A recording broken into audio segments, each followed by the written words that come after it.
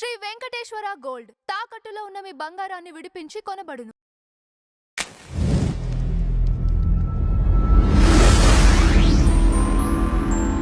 Sir నమస్తే sir.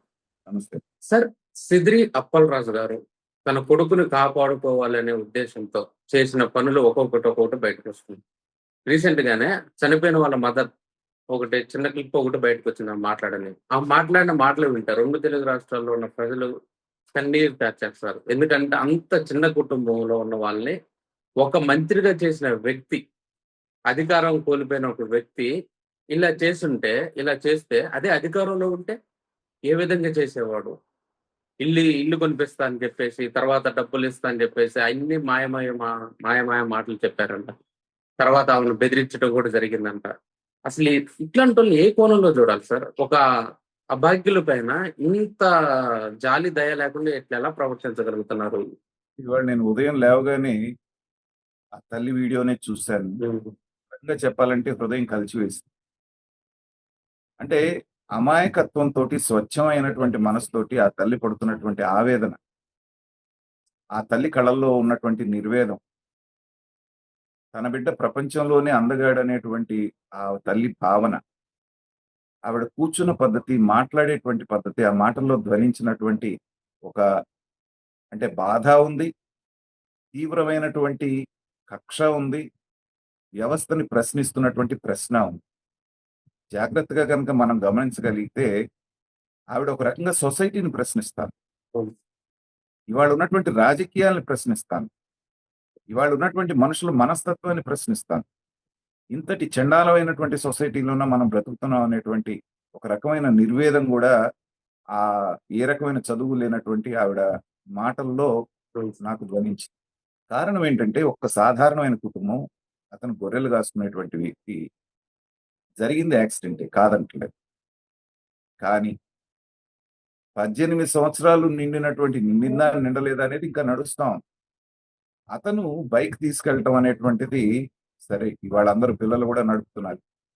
సంఘటన జరిగినప్పుడు, ఒక యాక్సిడెంట్ జరిగినప్పుడు మామూలు వ్యక్తి అంటే పర్వాలేదు, కానీ ఒక డాక్టర్గా ఉన్నాడు, సమాజంలో ఒక గౌరవ మర్యాదలు ఉన్నాయి, 2.5 సంవత్సరాలు మంత్రిగా చేసినటువంటి ఒక వ్యక్తి తన బిడ్డని కాపాడటానికి పడ్డటువంటి తాపత్రయం అనేటువంటిది నిజంగా అక్కడ ఉన్న పెట్రోల్ బంక్ లో ఉన్నటువంటి 2 చోట్ల జరిగినటువంటి సీసీ ఫుటేజ్ లో తెలిసింది కాబట్టి సరిపోయింది. కానీ లేకపోతే వీళ్ళు చేసినటువంటి పొరపాటు మూలాన, తప్పని నేను అన్ను, కావాలని చేస్తే తప్పు అవుతుంది, జరిగింది పొరపాటు. ఆ పొరపాటుకి నీ దగ్గర డబ్బు ఉంది కదా అని చెప్పేసి ఇంకొక నిరపరాధి యొక్క జీవితాన్ని బలి చేయడానికి మీరు రెడీ అయ్యారు చూసారా? అది ఇవాళ జనాన్ని అందరినీ కూడా జనం ప్రశ్నిస్తున్నటువంటి మాట. పైగా ఇవాళ ఆవిడ మాట్లాడిన తర్వాత 2 విషయాలు ఆవిడ చాలా క్లియర్ గా చెప్పారు.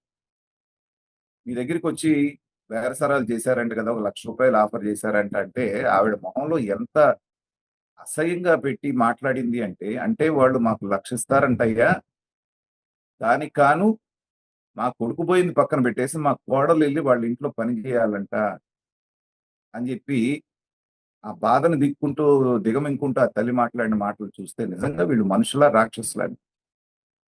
అంటే ఒక నిండు ప్రాణానికి ఎంతైనా సరే మనం డబ్బుతోటి విలువ కట్టలేము. కానీ అది చిన్న కుటుంబం కాబట్టి, అంటే వాళ్ళకి ఆ ₹1,00,000 చాలా ఎక్కువ అనుకున్నట్టున్నారు. ఇవాళ నిరాధారమైనటువంటి ఆ కుటుంబం యొక్క పరిస్థితి ఏంటి? ఆ సంపాదించేటువంటి ఆ ఒక కొడుకు పోయిన తర్వాత ఆ తల్లి పరిస్థితి, భార్య పరిస్థితి, మరి పిల్లలుంటే పిల్లల పరిస్థితి ఏంటని కనీస ఇంగితం లేకుండా ఒక ప్రాణానికి ₹1,00,000 విలువ కట్టడం అనేటువంటిది చూస్తే ఇంకా దిగజారారు వీళ్ళు. తప్పు చేయటమే కాకుండా తప్పుని కవర్ చేయడానికి వీళ్ళు ఎన్ని తప్పులు చేస్తున్నారంటానికి ఇది ఒక ఉదాహరణ. కావాల్సినంత సంపాదించావు కదా మినిస్టర్గా ఉన్నప్పుడు, డాక్టర్గా ఉన్నప్పుడు సంపాదించావు కదా. సరే కొడుకు, ఇది ఇప్పుడేం పెద్ద దీనికి ఉరిశిక్షలు పడేటువంటి కేసులేం కాదు, అది యాక్సిడెంట్. నువ్వు గనక పిల్లాడిని నువ్వే తీసుకెళ్ళి సరెండర్ చేస్తుంటే వాడికి కూడా ఒక జీవితంలో ఒక పాఠం నేర్చుకునేవాడు. ఒక ప్రాణం అంటే ఎంత విలువైందో, దాని పట్ల నిర్లక్ష్యంగా ఉంటే ఎలాంటి ఇబ్బంది పడాల్సిందో ఈ వయసులో, వాడికి తెలియని వయసులో పాఠం నేర్పించాల్సినటువంటి బాధ్యత నీ మీద ఉంది. ఇలాంటి పుత్రవాత్సల్యం తప్పు చేసిన వెనకేసుకొచ్చాడు కాబట్టి ధృతరాష్ట్రుడు కురువంశం మొత్తం నాశనం అయిపోయింది. మన చరిత్ర నుంచి మన పురాణాల నుంచి మనం ఏం నేర్చుకోం కదా. ఇవాళ ఈ తప్పు కవర్ చేసి ఇంకోటి బలి చేశారు. రేపు పొద్దున వీడికి ఇంకో 25 ఏళ్ళు వస్తాయి. ఇంకో తప్పు చేస్తాను, ఇంకొకళ్ళ ప్రాణాలు పోగొట్టినా మా నాన్న ఇలాగే కవర్ చేస్తూ ఉంటాడనేటువంటి భావనని నువ్వు ఈ వయసులోనే వాడికి నూరిపోస్తున్నావు కదా తెలియకుండానే. రేపు పొద్దున సంఘ విద్రోహ శక్తులుగా మారేది ఇలాంటి వాళ్ళే కదా. సినిమాల్లో చూస్తున్నాం, అనేకమైనటువంటి వార్తలు వింటూ ఉన్నాం. ఈ పెద్ద పెద్ద వాళ్ళు అనేటువంటి పిల్లలు బాధ్యతారహితంగా ఎలా ప్రవర్తిస్తున్నారు, నేను చేసేటువంటి తప్పులు మా నాన్న కవర్ చేస్తాడనేటువంటి మనస్తత్వంలో వాళ్ళు ఉండి ఇన్నా రాజకాలు చేస్తున్నారు, మనం చూస్తున్నాం కదా. కాబట్టి ఒక పొరపాటు జరిగినప్పుడు దానికి చిన్నపాటి శిక్ష అనేటువంటిది కొడుకు అనుభవిస్తే జీవితంలో వాడి జీవితానికి అది మేలు అనేటువంటిది భావించకుండా ఇవాళ తీసుకొచ్చి, అంటే తండ్రి మనస్తత్వం మనకు తెలుసు. జగన్మోహన్ రెడ్డి గారి పార్టీలో ఉన్నటువంటి కొద్ది మంది ఎవరైతే ఉన్నారో ఆ షర్మిల గారు కరెక్ట్ గా పేరు పెట్టారు, సైతాన్ సైన్యం అని చెప్పేసి. కనీస మానవతా విలువలు లేనటువంటి వాళ్ళు చాలా మంది ఆ వైఎస్ఆర్సీపీలోనే ఉన్నారు. ఎందుకంటే జగన్మోహన్ రెడ్డి గారు అలాంటి వాళ్ళని ప్రోత్సహిస్తారు కాబట్టి. మళ్ళీ పుండు మీద కారం జల్లినట్టుగా చిన్న పిల్లోడు ఏదో తెలియక యాక్సిడెంట్ చేస్తాడు. ప్రాణం పోతే తెలియట్లేదా? చిన్న పిల్లాడని ఎప్పుడనాలి మీరు? తీసుకెళ్లి వెంటనే హ్యాండ్ ఓవర్ చేసిన తర్వాత ఇదిగో శభాష్ అనే మనలాంటి వాళ్ళు అందరం కూడా సిరిది అప్పలరాజుని శభాష్ అనేటువంటి మంచి పని చేశాడు. తర్వాత ఎటు తిరిగి బెయిల్ వస్తారు, 2 రోజులు బయటకు వస్తాడు, లేకపోతే స్టేషన్ బెయిల్ అప్పుడే ఇచ్చి పంపిస్తారు. అది కాకుండా ఇంకొక అమాయకుడిని బలి చేయడానికేమో అతను తప్పు చేశాడని పెట్టడమే కాకుండా బాధిత కుటుంబం ఏదైతే ఉందో దానికి కేవలం 1 లక్ష ఆఫర్ చేసి పైగా చనిపోయినటువంటి భార్యని వీళ్ళ ఇంట్లో పని చేయమంటాం అంటే సబ్జెక్టు కరెక్షన్ అమ్మాయి ఆ పెద్దావిడ చెప్పిన దాన్ని బట్టి మనం మాట్లాడుతున్నాం. అంటే ఏంటంటే ఫర్దర్ గా ఎప్పుడన్నా వెళ్ళి మళ్ళీ ఏదైనా కంప్లైంట్ ఇచ్చి చేసినా కూడా ఇబ్బంది రాకుండా ఉండి వీళ్ళకి దొడ్లో కట్టేసుకోవటం అనమాట. ఇంతటి దుర్మార్గమైనటువంటి మనస్తత్వం ఉన్నటువంటి వాళ్ళని ప్రజలు ఎన్నుకున్నందుకు, వాళ్ళు ఎమ్మెల్యేలుగా మంత్రులుగా చేసినందుకు మన రాష్ట్ర ప్రజలు సిగ్గుపడాలి.